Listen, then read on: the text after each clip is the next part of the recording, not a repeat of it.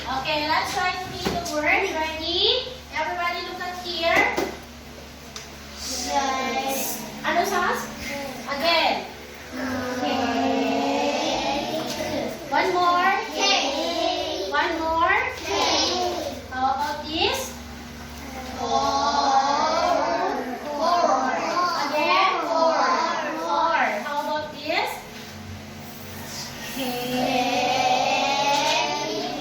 Again. One more. Okay, so now let us look at the letter C. Look at your book. So this is a candy man. Have you tried to buy a candy from Candy Man? Ha? Sino na pumili dito ng candy sa Candy Man? Oh, yes. Okay. Look at the picture. There is a candy. Do you know the cotton candy? Yes. Do you know the cotton candy? What is the flavor of cotton candy? Ay, nako, dati ngayon lang ikikikin. Okay, Ma'am Carlo is a candy man. He sells candy canes. Do you know the candy canes? The sweet, di ba? Yung pagaling-galinguhan ng candy, di ba? Candy canes, cotton candies, and chocolates. Ano binibenta niya? Chocolates. Okay, man. Umaga din sila. Bili na tayo.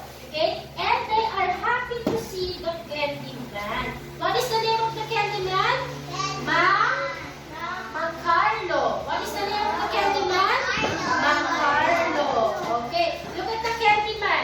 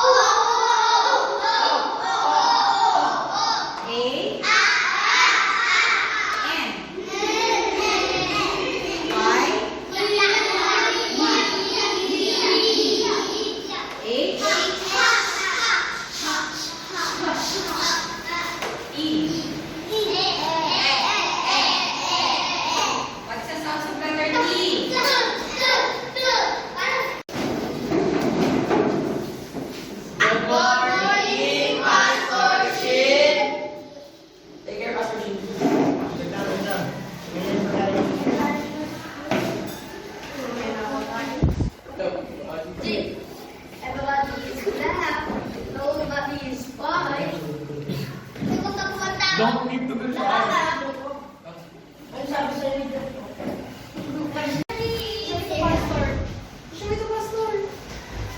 Go back to your seat. Thank you po for this. Use this one. See